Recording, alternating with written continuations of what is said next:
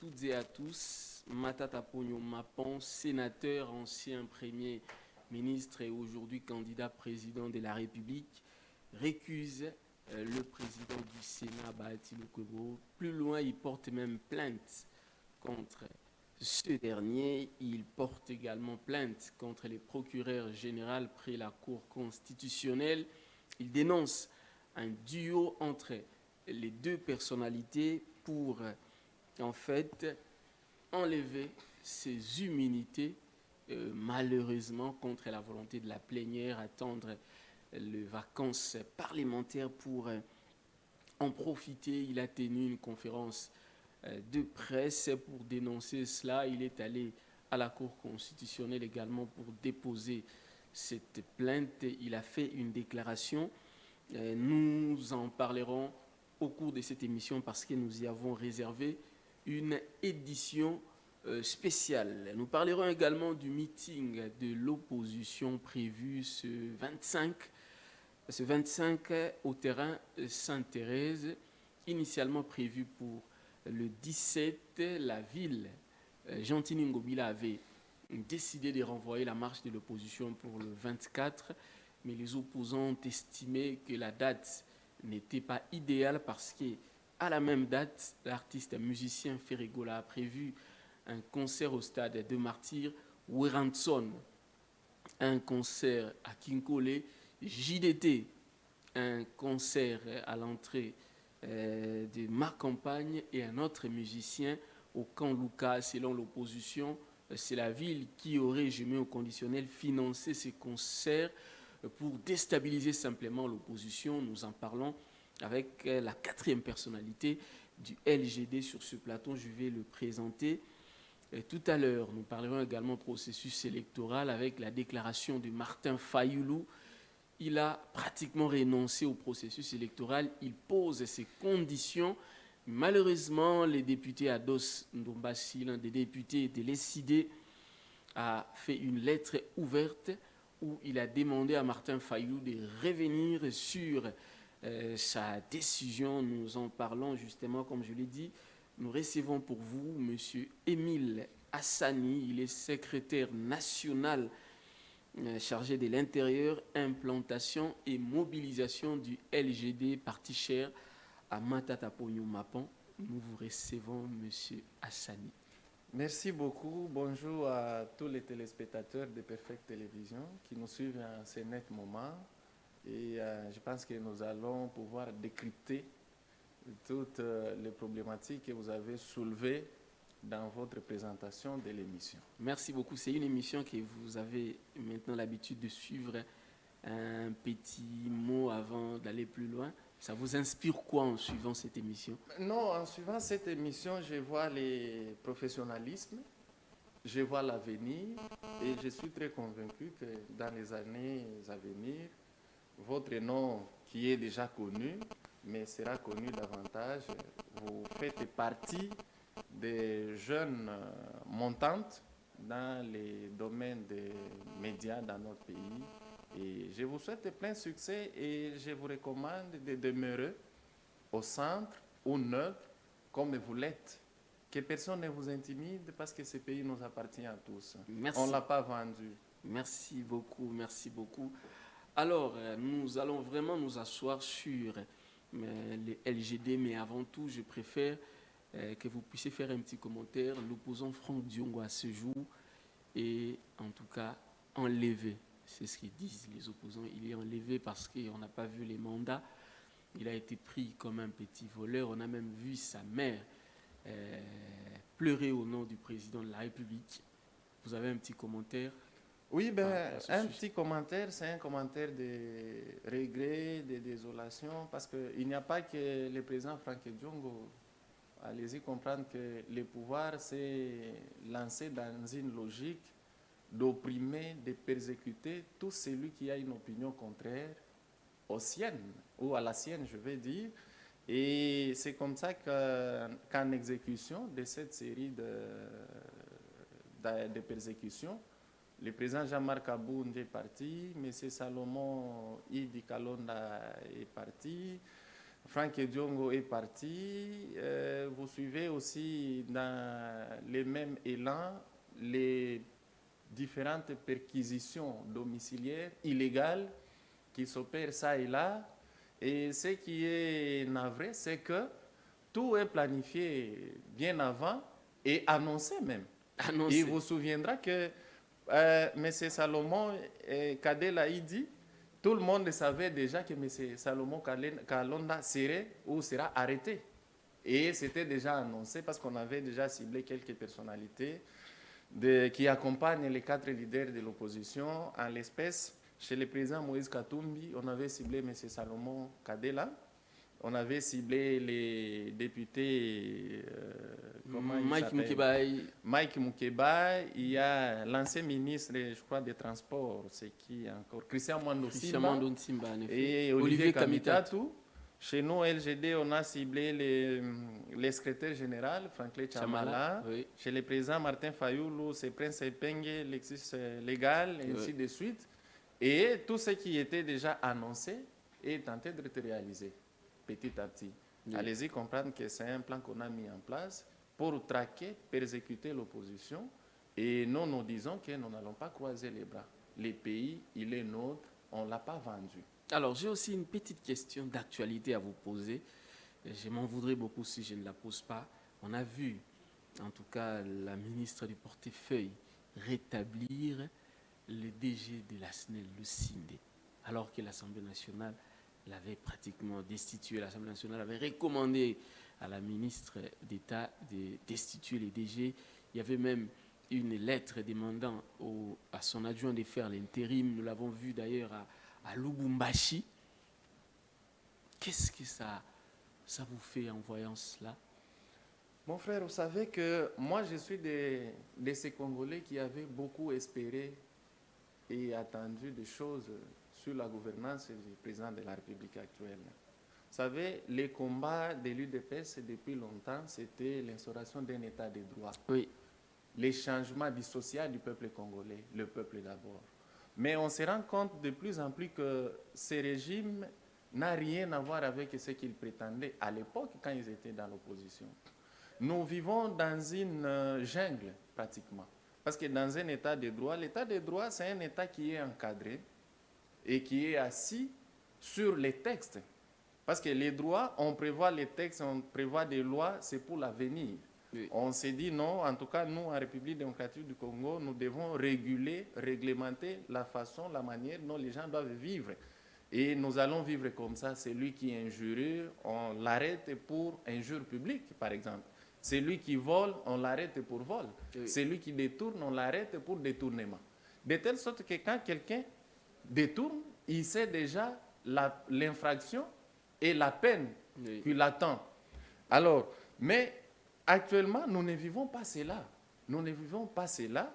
Vous allez voir, les gens se réveillent un certain matin et commencent à inventer des procédures qui n'ont rien à voir, qui n'ont aucun fondement juridique. C'est le cas notamment des les DG de la SNEL, M. Fabrice Lucinde, je oui. crois, c'est Fabrice Lucinde. En effet. Je peux peut-être vous surprendre que l'Assemblée nationale n'a aucune compétence. N'a aucune compétence. Aucune compétence parce que la SNEL, c'est une société commerciale. Ah bon? Et en tant que société commerciale, sur fond des droits de l'OADA, oui. ça échappe effectivement aux établissements publics. Quand c'est une société commerciale, c'est-à-dire ici, l'État joue le rôle des commerçants. Oui. Et il est soumis aux règles qui sont appliquées aux sociétés commerciales. Sociétés commerciales qui visent les lucres. Donc on a fait que rétablir Lucinde dans ses droits. Et du coup, ça échappe au contrôle de l'Assemblée nationale. Oui. L'Assemblée nationale peut contrôler les mandataires de l'État. Mais ici, mais c'est le DG Lucinde, il est en tout cas le DG d'une société commerciale, quand bien même avec la participation de l'État. Oui. Ce qui s'est passé au Parlement, c'était du théâtre. Comme je vous ai dit, nous vivons dans une jungle.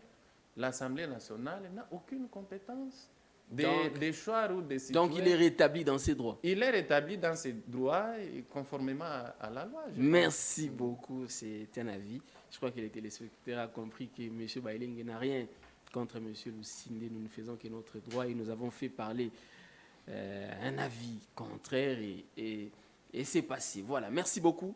Alors, nous allons poursuivre avec le dossier SKD. Là, vous avez déjà commenté.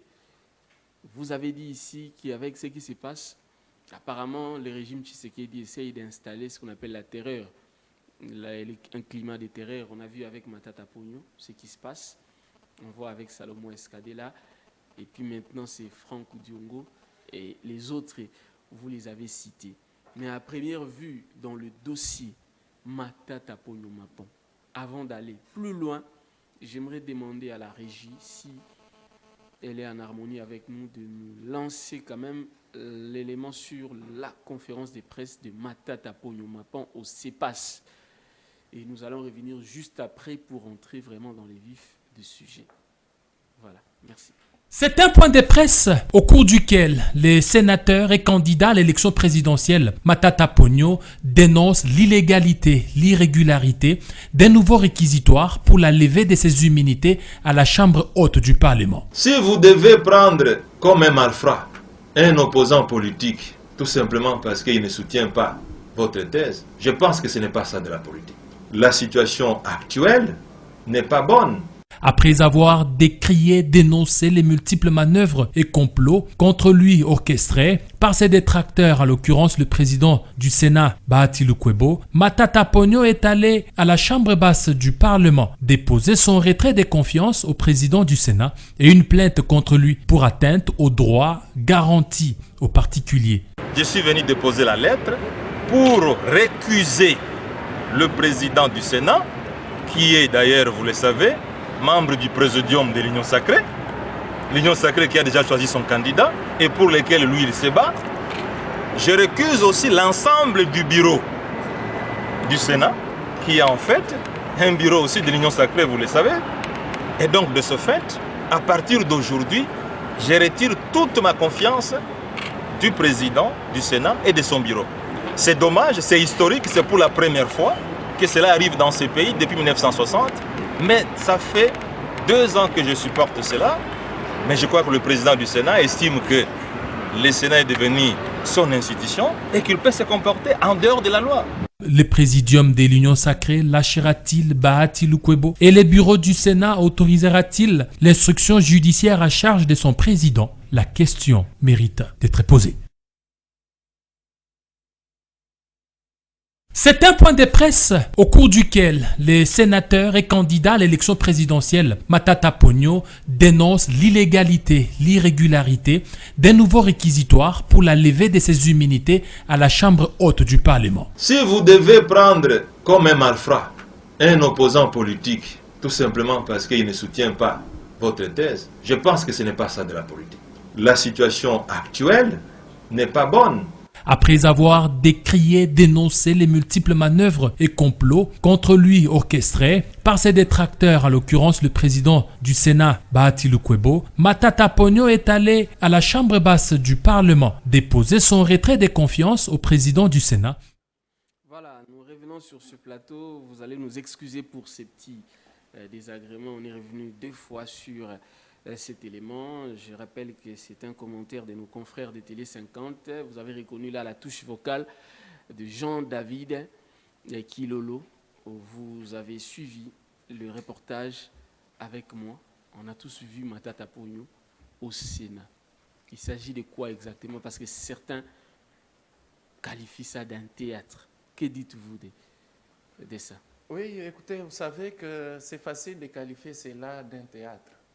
Mais s'il y a des gens qui qualifient l'injustice, la persécution dans laquelle ou dans lesquelles le président national, l'honorable Matata Ponyo, est en train de vivre des théâtres, ça va nous étonner outre mesure.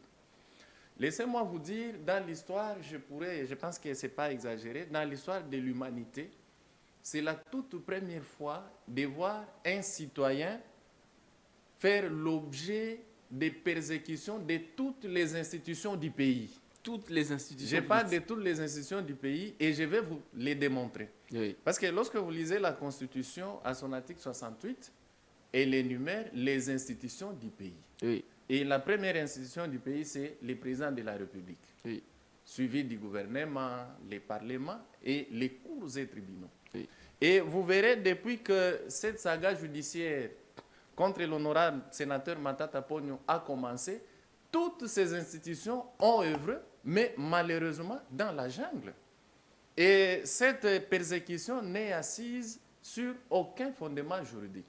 Je vais commencer parce que c'est important, vous nous avez invités pour ça. Exactement, allez-y. Il vous souviendra que jour pour jour, l'honorable Matata Ponyo totalise 2 ans de persécution judiciaire. 2 ans. Parce que ça a commencé en 2021, si ma mémoire est bonne, au mois d'avril. Oui. Le procureur général, près la Cour constitutionnelle, a adressé tour à tour 4 réquisitoires au niveau du Parlement. 4. Pour solliciter la levée des immunités de l'honorable sénateur Matata Ponyo. C'était dans quel dossier exactement? Parce que, comme vous le savez, Matata Ponyo, c'est un sénateur en fonction, en même temps Premier ministre honoraire. Oui. Alors, le procureur général avait estimé qu'après ces investigations, l'honorable sénateur Matata Ponyo avait détourné les fonds destinés à l'investissement du parc agro-industriel de Bukangalonzo. Affaire Bukangalonzo. Affaire Bukangalonzo, c'est comme ça qu'on a dénommé cette affaire, affaire Bukangalonzo. Oui. Ce qui est tout à fait normal parce que la justice doit enquêter, la justice doit rechercher des infractions et rechercher, poursuivre leurs auteurs. Alors, lorsque le procureur général près la Cour constitutionnelle adresse un premier réquisitoire au Sénat pour poursuivre un ancien Premier ministre, il était répondu, il était même recadré. Répondu par qui et recadré par qui? Par les sénateurs. Oui. On l'a répondu pour lui dire que non, écoutez, M. Matata Ponyo n'est pas Premier ministre en fonction. Parce que la Constitution de la République prévoit une procédure pour poursuivre un ancien Premier ministre. Oui. Lorsqu'on veut poursuivre un Premier ministre, lorsqu'on veut poursuivre un Premier ministre, les procureurs de la République, les procureurs généraux près la Cour constitutionnelle s'adressent au Parlement. Et le Parlement doit être réuni en congrès. C'est en congrès que le Parlement décide ou autorise le procureur général de poursuivre le Premier ministre en fonction et même le président de la République en fonction. Mais là, nous sommes dans un deuxième cas. Lorsqu'on a analysé les dossiers de M. Matata Ponyo, ils se sont rendus compte que M. Matata Ponyo n'est pas Premier ministre en fonction. Oui. Il n'y avait pas moyen que le Parlement puisse siéger en congrès afin d'élever ses immunités et permettre ou autoriser au procureur général près la Cour constitutionnelle de poursuivre M. Matata Ponyo. Oui. On a rejeté les premiers réquisitoires. Il envoie le deuxième réquisitoire. Il envoie un troisième réquisitoire. Il envoie un quatrième. Finalement, le Parlement s'est senti en danger. Parce qu'il y avait une pression à telle que les parlementaires ne pouvaient pas résister. Et là, cette fois-là, qu'est-ce qu'ils vont faire? Déjà, ils n'ont pas su passer par les parlements réunis en congrès. Oui. Ils vont collaborer et c'est là où M. Bahati tout a commencé. Collaborer avec la plénière. Les troisième réquisitoires, ils vont s'arranger à faire passer ou à présenter ces réquisitoires du procureur général près la Cour constitutionnelle au vote. Oui. Et les sénateurs en majorité ont rejeté. On a tous vu, c'est Parce passé à la télé. que les sénateurs, avant d'autoriser le procureur général et d'élever les immunités d'un sénateur, de leurs collègues, ils doivent quand même l'écouter. Oui. Lire, passer au peigne fin les biens fondés du réquisitoire. Ils ont écouté Quand Matata. ils ont écouté M. Matata Ponyo, ils ont compris que c'était un dossier vide. Au fond, c'était un dossier politique. Après avoir examiné, ils l'ont présenté en plénière, ils ont voté et la majorité ont rejeté. Mais comment est-ce que Matata s'est retrouvé devant la justice? Effectivement, là, nous sommes au troisième réquisitoire. Alors, lorsque, comme je vous ai dit, c'est un complot, c'est un plan de toutes les institutions de la République. J'insiste sur toutes les institutions de la République, je vais les démontrer tout au long de notre émission. Alors, lorsqu'ils ont échoué, parce qu'au Parlement, le Sénat a dit non, on ne peut pas lever les immunités de M. Matata Ponyo. Le professeur sénateur Bahati Lukwebo, le président du Sénat, en complicité avec le procureur général près la Cour constitutionnelle, ils vont s'organiser les jours de la suspension, en fait de la clôture, je veux dire, de la session. Le procureur général va saisir les bureaux du Sénat. Et les bureaux du Sénat, cette fois-là, qu'est-ce qu'il fait? Parce qu'avec l'affaire Bukangalonzo, comme le Sénat a voté contre, c'était déjà fini au niveau du Sénat, ou au niveau du Parlement. Là, le procureur va changer la cartouche, il va saisir les bureaux du Sénat les jours de la clôture de la session. Cette fois-là, pour solliciter la levée, parce que comme vous le savez, lorsque que ce soit le Sénat ou l'Assemblée nationale sont en congé ou en vacances, le bureau prend... c'est le bureau qui décide. À la place de la plénière. À la place de la plénière. Oui. Et c'est comme ça, sachant déjà qu'au niveau de la plénière, ça n'allait pas passer, ils se sont arrangés.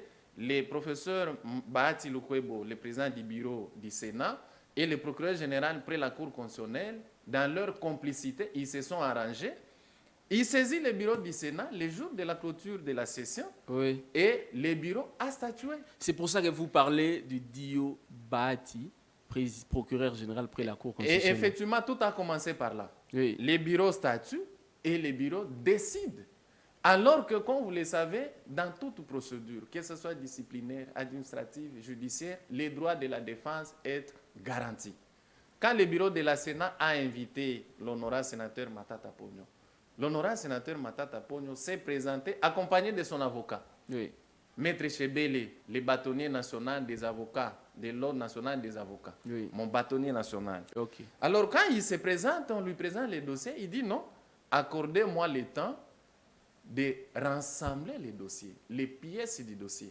Parce que dans la procédure, lorsqu'on accuse quelqu'un, même vous faites aussi objet d'une persécution dans votre métier. Exactement. Lorsqu'on vous invite au CESAC, le CESAC doit vous informer les griefs qu'on vous reproche. Ils doivent vous écouter. Et s'il y a des pièces qui sous-tendent ou qui appuient ces accusations, on doit vous transférer ou vous les communiquer pour vous permettre de préparer votre défense. Ce qui n'a pas été le cas dans la procédure de la levée des immunités de l'honorable sénateur Matata Ponyo. Il se présente au Sénat, communiquez-moi les dossiers des pièces. Le Sénat, le bureau, M. Bahati Lukwebo, refuse catégoriquement de lui communiquer les pièces qui fondent ou qui composent les dossiers des accusations. C'est même pour ça que le sénateur Bahati Matata Ponyo a préféré aller également déposer une plainte contre le procureur général près la Cour constitutionnelle. Là, c'est le début du commencement, mon frère. Alors, le sénateur Matata Ponyo va demander une courte remise. Dites non, quand vous ne voulez pas me communiquer les dossiers, permettez-moi, accordez-moi un laps de temps pour me permettre de composer ou de rechercher les pièces.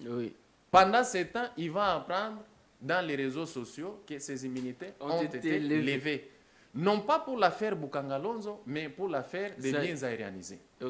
Alors, le procureur général, près la Cour constitutionnelle, qu'est-ce qu'il devait faire? C'est d'inviter l'honorable Matata Ponyo à aller se justifier ou présenter ses moyens de défense s'agissant de l'affaire des biens aérianisés. Il est allé se présenter. Il est allé en bon citoyen.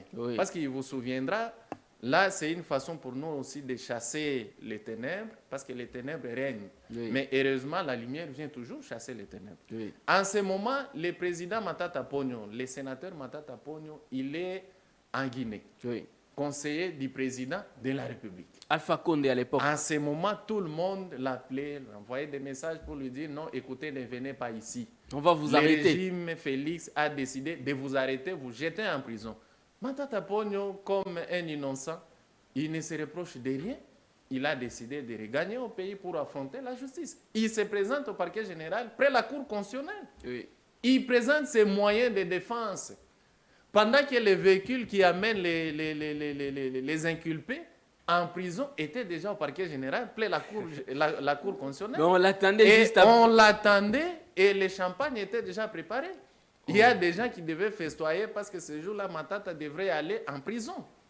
Quand il a présenté ses moyens de défense, et devant les évidences, le procureur général n'avait pas de choix. Il était obligé de laisser M. Matata Ponyo rentrer chez lui à la maison en homme libre. Et il a enquêté sur l'affaire, il était obligé de la classer sans suite. Mais curieusement et contre toute attente, oui, pendant qu'on a levé les immunités sur les biens aérianisés, le procureur général, parce que c'est de ces dios dont on parle, oui, je vous ai démontré comment M. Bahati n'a pas respecté les droits de défense de M. Matata Ponyo. Tout a commencé par là. Oui. On arrive au parquet général près la Cour constitutionnelle. On a levé les immunités sur les biens aérianisés.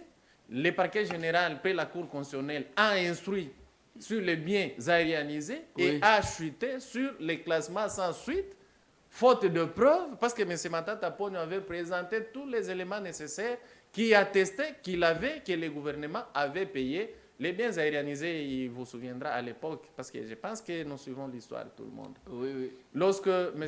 Mobutu, le président de la République à l'époque, a décidé ce qu'on a appelé les retours à l'authenticité, Oui. c'est-à-dire tous les biens qui se trouvaient, les biens des étrangers qui se trouvaient sur le sol congolais revenaient des droits congolais. Et ces citoyens-là ont porté plainte devant les instances internationales contre l'État congolais et ils ont eu gain de cause. Et l'État s'est retrouvé dans une situation, dans une obligation de payer ces citoyens-là. Entre autres, il y avait des Belges, il y avait des Français, il y avait des Grecs, et ainsi de suite. Alors, c'est comme ça que le gouvernement congolais, à l'époque, a payé. Et les institutions, les services de l'État, par le canal desquels le paiement est passé, par les ambassades ont témoigné. Oui. Le preuve devant le procureur général, il n'avait pas de choix. Mais M. Matata Ponyo est rentré en homme libre. Et que dites-vous à ceux qui disent aujourd'hui que les immunités de Matata ont été levées au même moment que l'affaire des biens aérianisés? Parce que c'est ce que certains racontent aujourd'hui. Vous savez, comme je vous ai dit, nous vivons dans un état de jungle. Aujourd'hui, je vais faire un effort de démontrer les complots, l'acharnement des institutions de la République contre M. Matata Ponyo. Oui. Et je vais vous démontrer aussi, je vais parler un peu tout petit peu sur la notion des immunités. Oui. La notion des immunités, mon frère, c'est au cas par cas. Oui. On a levé, la levée des immunités n'est pas générale. On a levé les immunités sur l'affaire des biens aérianisés. Oui. L'affaire des biens aérianisés a été classée sans suite et des droits, le sénateur Matata Ponyo a recouvré ses immunités. C'est automatique de fait. C'est automatique et surtout qu'il y a une décision de justice de la haute institution judiciaire de notre pays. Je cite la Cour constitutionnelle. Lorsque la Cour constitutionnelle, comme je vous ai démontrer ces raccordements frauduleux. On lève les immunités sur les biens aérianisés. Le parquet général près la Cour constitutionnelle chute par un classement sans suite, mais quand même fait fixer l'affaire Boukangalonzo pour laquelle le Sénat avait déjà voté contre. Okay. Le Sénat décide par une décision qu'on appelle la résolution.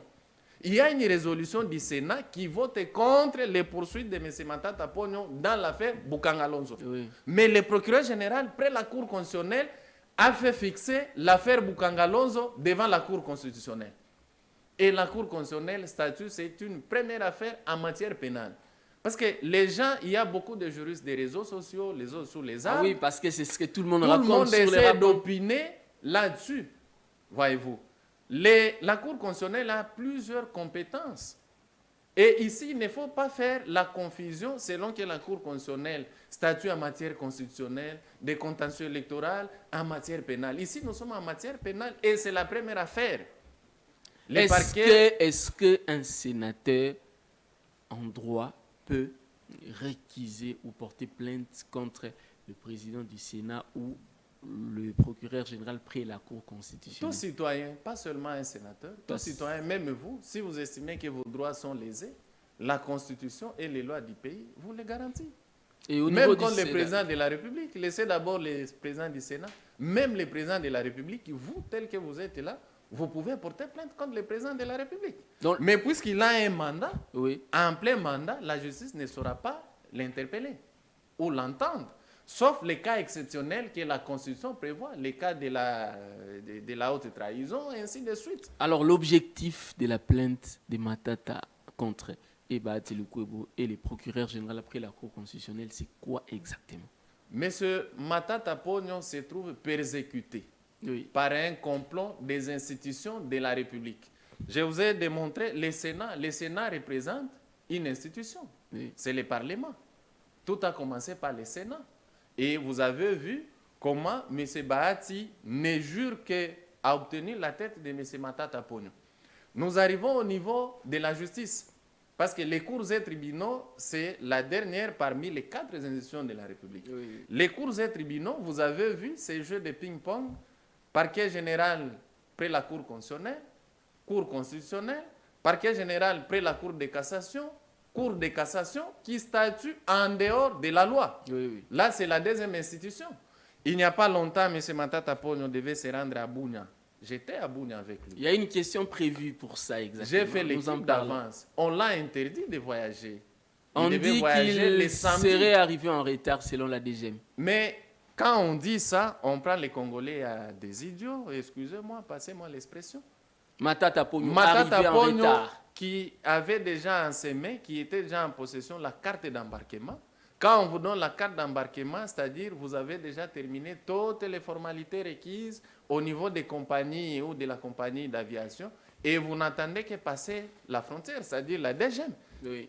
Alors comment la DGM peut interdire à quelqu'un de passer ou de voyager, quelqu'un qui avait déjà la carte d'embarquement sous motif qu'il est arrivé en retard? Ça n'a aucun sens. Et encore que c'était à ciel ouvert, les gens étaient là, les passagers étaient là. Donc vous dites on l'a ravi, sa carte d'embarquement et sa carte de sénateur. C'est comme ça. Et là, parce qu'il s'agit des institutions du pays, j'ai parlé des institutions du pays, oui. La DGM, c'est quoi? C'est le ministère de l'Intérieur. Le ministère de l'Intérieur, c'est quoi? C'est le gouvernement. J'ai cité ici les parlements comme institution. Oui. J'ai cité ici les cours et tribunaux comme institution. J'ai cité ici la DGM. Et lorsque le sénateur Matata Pognon a tweeté, les agents de la DGM lui ont dit ouvertement que nous avions reçu lors de la présidence. Vous avez vu de la présidence. Effectivement, vous avez vu Mme Tina Salama a tweeté. Et la présidence, c'est la première institution. Au sommet, c'est le président de la République. C'est comme ça que je vous ai dit ma théorie que je développe d'un acharnement, d'un complot des institutions de la République contre une personne. Donc, ça n'a jamais été fait. L'affaire Matata n'a rien à voir avec la justice. C'est pas de la justice. Purement politique. Politique mal encadrée, c'est de la jungle. Moi, je ne souhaite même pas dire la politique, parce que parfois en politique, on doit le faire avec la tête. Alors, mais ici, c'est de la jungle. On va poursuivre. Je vais demander à la régie de nous balancer l'élément où Matata Pognon est allé à la Cour constitutionnelle pour déposer sa plainte contre les procureurs généraux près la Cour constitutionnelle. Et on revient juste après pour poursuivre.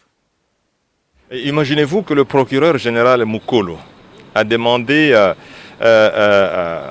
au ministre des Finances Kitebi Kibolonvoul de témoigner contre moi, condamner M. Matata, aidez-nous à le charger. C'est inimaginable. Ceci est tellement inacceptable pour un haut magistrat. Il est procureur général près de la haute cour. Donc chargé de juger un président en fonction, un premier ministre en fonction, de tels actes sont inacceptables. Évidemment, vous le savez, le procureur général Jean-Paul Mukolo, pour bien opérer, et il harmonise avec le président du Sénat, qui est en fait le chef de notre institution.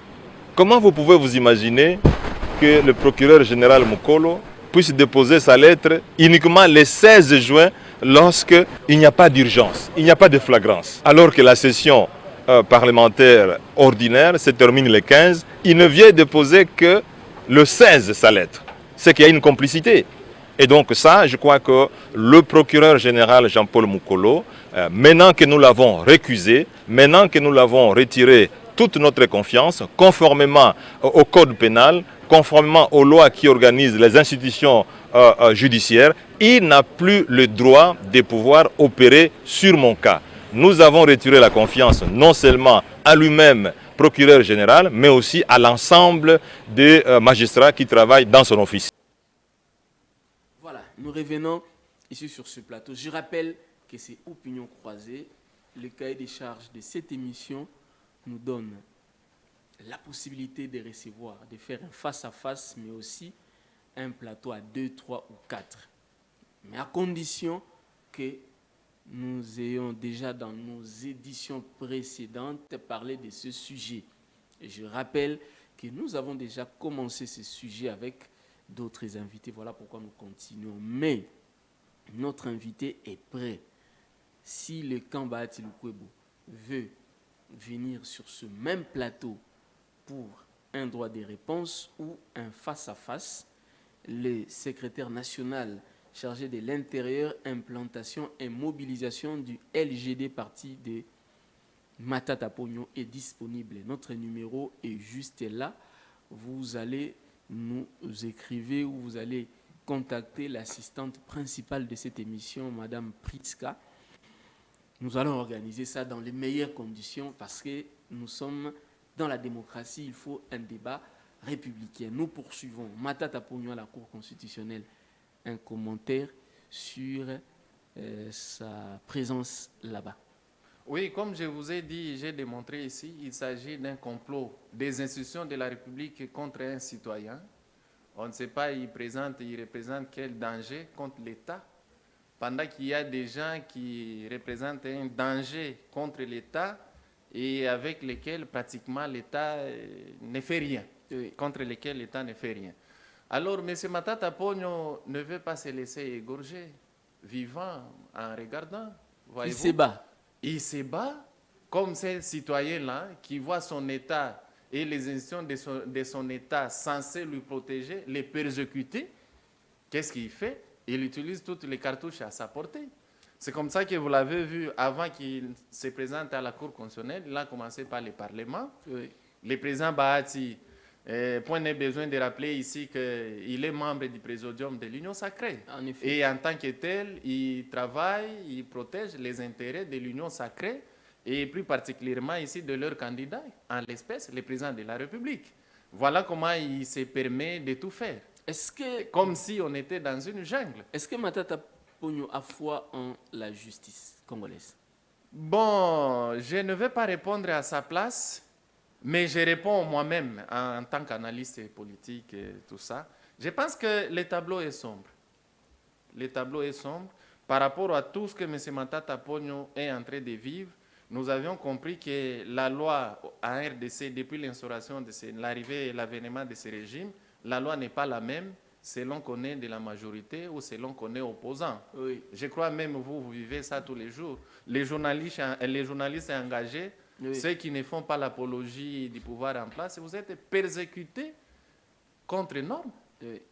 Sans aucun fondement juridique. Je crois que par rapport à ça, oui. Le topo n'est pas bon. S'il faut y aller comme ça. Merci beaucoup. Alors, j'aimerais vous poser une autre question concernant le meeting de l'opposition prévu pour ce 25, selon l'opposition. Mais il faut préciser que c'était prévu d'abord pour le 17. La ville a ensuite proposé la date du 24, mais l'opposition a estimé que le même 24, là, il est prévu beaucoup de concerts. Ce serait mieux de renvoyer la marche. Le meeting, voilà. Le meeting à Sainte-Thérèse pour le 25, le dimanche 25. Un petit commentaire?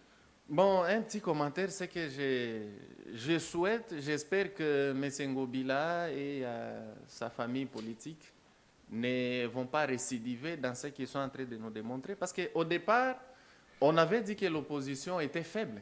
On a dit couramment ici, dans le langage courant, l'opposition est à péter. Oui. Mais on a compris depuis qu'on a commencé, parce que l'opposition, on s'est réunis d'abord à Lubumbashi. J'étais dans la délégation du président Matata Pogno. C'était le 14 mars.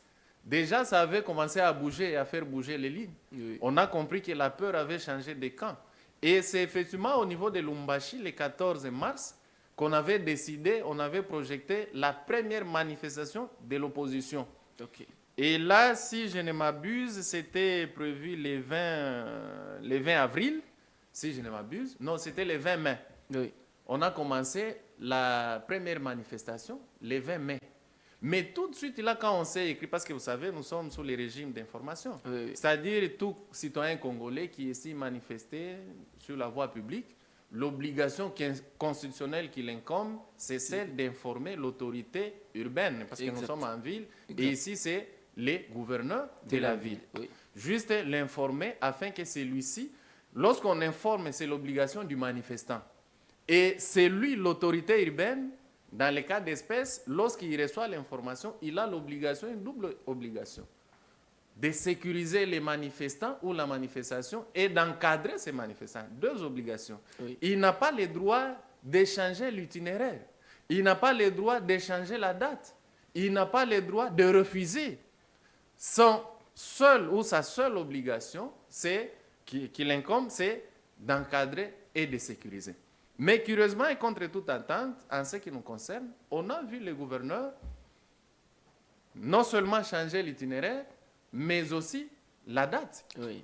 Et lorsque nous avions insisté à cette manifestation du 20, le 20 mai, vous avez compris, les mêmes 20 mai, les gouverneurs, d'abord l'association, son association, les amis de Gentilini Ngobila, tout ça, A parce que prévu c'est lui quelque qui est en chose. manœuvre,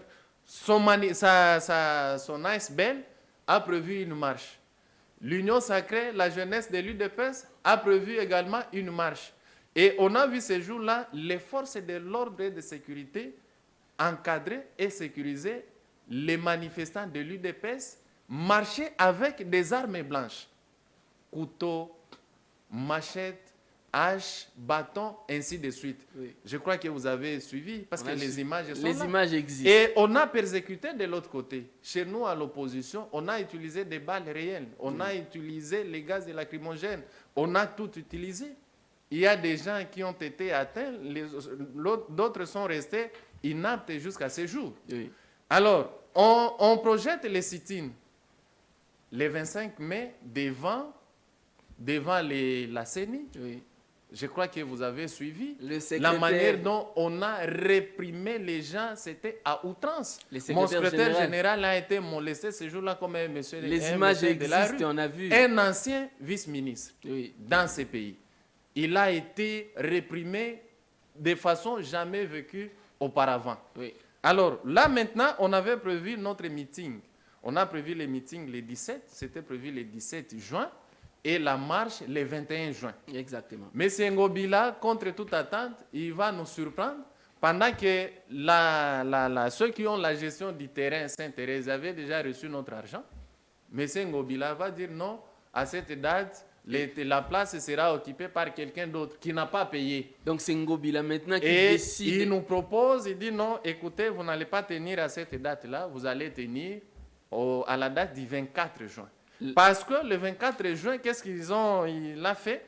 Le 24 juin, comme vous le savez, Oui. M. Ferrego, le chanteur, musicien, Il a un concert avait déjà projeté son concert, je crois, une année bien avant. au stade de Martyrs. Ça date d'une année, il y a cela une année qu'il est en train de battre campagne pour son concert. Oui. Alors, qu'est-ce qu'il fait? Il sait que Ferrego va jouer cette date, il va chercher d'autres musiciens. En l'espèce, Weranson, Didier Lacoste et tant d'autres, pour multiplier les concerts ces jours-là. Et c'était déjà prévu, ils vont mettre les Transco, le bus Transco, à la portée de tout le monde qui voudra se rendre Pour au empêcher concert. la population. Et au-delà des bus Transco, il y aura aussi quelque chose Une motivation. Une motivation. Alors, l'opposition ayant compris cela, nous avions dit non. Vous n'allez pas nous mettre en collision avec les artistes et musiciens et la population.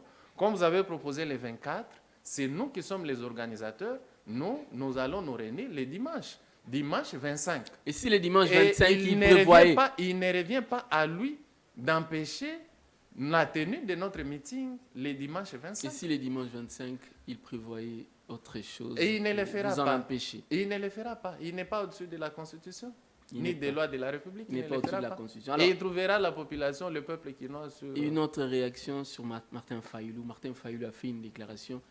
Il a en tout cas dit clairement que les élections dans ces formats n'intéressent pas les CID, n'intéressent pas Fayoulou. Il a demandé à tous les siens de ne pas y participer. Mais on a vu le député national Ados Ndombassi le contredit dans une lettre ouverte. D'ailleurs, les députés nationaux Ados Ndombassi prévoit une conférence de presse ce mardi pour donner sa vraie position. Que dites-vous, quelle est la position du LGD? Non, les LGD n'ont pas de position. Vous savez que les LGD et les CID, ce sont des formations politiques différentes. Oui. Chacune a son mode de fonctionnement, Ok. chacune a ses stratégies, ainsi de suite. Donc, il ne revient pas au LGD d'opiner sur cette question. Mais moi, en tant qu'acteur politique, je peux quand même opiner. Allez-y. Et là, c'est une libre opinion. Oui. Alors, moi, je pense que le président Martin Fayoulou, je pense, la position qu'il a prise n'est pas bonne, ne lui sera pas favorable. C'est-à-dire? Voyez-vous? Parce que, vous savez, les partis politiques, un parti politique, c'est une personne morale. Oui. Une personne morale, on ne la voit pas comme ça. On ne parle pas avec elle comme vous et moi. Mais on la voit à travers des symboles, à travers les activités. Et parmi les plus grandes activités d'un parti politique, c'est notamment concourir, compétition électorale. Donc, pendant les élections, toutes les formations politiques s'activent pour y prendre part. Mais on ne va pas y prendre part de n'importe quelle manière ou n'importe comment. Voyez-vous? C'est comme ça qu'en date du 14 mars, à Lubumbashi, ils se sont mis d'accord, fédérer leurs énergies pour désormais commencer à se prononcer de façon commune à chaque question vitale de la nation, Il ne et s'agissait notamment des il élections. ne s'agissait en aucune manière de dégager une candidature unique. Non, nous n'en sommes pas encore là. Et c'est comme ça que, du point de vue, en ce qui concerne le processus électoral, les 4 leaders se sont prononcés sur la question. Oui. Mais il s'est fait que pendant que les 4 leaders sont en train de concocter les stratégies pour parler d'un seul langage, et ils le font déjà, le président Martin Fayoulou estime que le processus électoral, lui, n'ira pas. Il se retire de ce processus électoral. Mais ces raisons sont valables. Ça, ce n'est pas la position du LGD. Les LGD, nous sommes déterminés à aller aux élections. J'ai suivi aussi Ensemble pour la République, Oui. déterminés à aller aux élections, mais pas de n'importe quelle manière. Alors, est-ce que la position du président Martin Fayoulou est favorable à sa formation politique? Vraisemblablement, c'est comme si ça n'a pas été décidé Non, au sein des instances du de son parti. parti politique ou du parti. Oui. Parce que vous avez vu, il y a les militants qui sont allés même au siège, ils ont protesté, ils ont brûlé des pneus, tout ça. Ceci revient à dire que ça n'a pas été décidé au niveau des instances du parti. Il y a des cadres, vous avez cité l'honorable Ado Ados Ndombasi. Ndombasi, qui prévoit, il a écrit une lettre ouverte et il prévoit même une Conférence de presse. une conférence de presse. Ceci revient à dire que ça n'a pas été décidé au sein du parti. Alors, ce que moi je peux demander au président Fayoulou, c'est peut-être de revenir à sa décision, suivre la voie des militants. Ça ne sera pas sa mort politique revenir sur cette Non, décision. pas du tout. Vous avez vu à l'époque, lorsqu'ils sont allés à Genève, lorsque le président Kamere a signé cet accord-là de Genève, le président actuellement, le président de la République, l'UDPS était en fait toute flamme. Pareil pour l'UNC.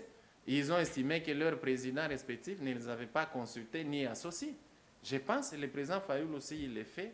Ça sera juste écouter la voix des militants de l'UCD. Merci beaucoup. Alors, est-ce que nous sommes arrivés à la fin de l'émission? Est-ce que vous avez un message particulier à la population, aux militants du LGD et autres citoyens? À la population congolaise, mon message, c'est qu'il faut barrer la route à un État sauvage, à un État de jungle. La Constitution ici, c'est l'œuvre du peuple congolais. Oui. Et lorsque vous lisez cette Constitution, dans son préambule, on a dit que nous, le peuple congolais, nous avons décidé de mettre au cœur de l'Afrique un État fort, puissant et un État de droit. Un État de droit, c'est un État dans lequel tout le monde est soumis à la loi. Oui. La loi est au-dessus de tout le monde, président de la République soit-il, président du Sénat, président de l'AFDC soit-il, procureur général près la Cour constitutionnelle soit-il, avant de poser un quelconque acte, on doit être soumis à la loi. Interroger la loi, poser la question à la loi, c'est qu'elle prévoit sur telle procédure ou telle autre procédure. Et l'acharnement des institutions contre lesquelles le président Matata Ponyo fait face aujourd'hui, ça ne devrait pas laisser le peuple congolais indifférent. Aujourd'hui, c'est Matata Ponyo. Vous avez vu comment il est persécuté dans son propre pays. Des procédures judiciaires qui ne sont assises sur aucun fondement juridique, sur aucune source de droit. On peut acclamer aujourd'hui, mais aujourd'hui c'est Matata. Demain, ça pourra être le président Félix. Oui. Le lendemain, ça pourra être le président Jean-Pierre Bemba. Ça pourra être Kamere, ça pourra être Bahati Lukwebo. On ne peut pas laisser les gens torpiller notre constitution. Mon frère, sur cette constitution, pour son adoption, il y a les gens qui ont perdu la vie. Est-ce que vous le savez? Il y a des gens qui ont été arrêtés pour l'adoption de cette constitution. Rien que ne laissons pas une certaine catégorie de gens fouler au pied notre constitution. Donc, barrons la route à tous ceux qui estiment qu'eux, ils ont le droit de vivre en toute impunité et les autres, on peut faire d'eux comme on le veut. Écoutez, lorsque on vit ce que le président Matata Ponyo est en train de vivre, parce que nous sommes à la presse, vous êtes en train de vivre la persécution. En effet, oui. À un certain moment, on se sent abandonné. Ouais. Et lorsqu'on ne vient pas barrer la route, on est complice du mal. Et c'est l'unique message que je passe au peuple congolais. Ne soyons pas complices du mal.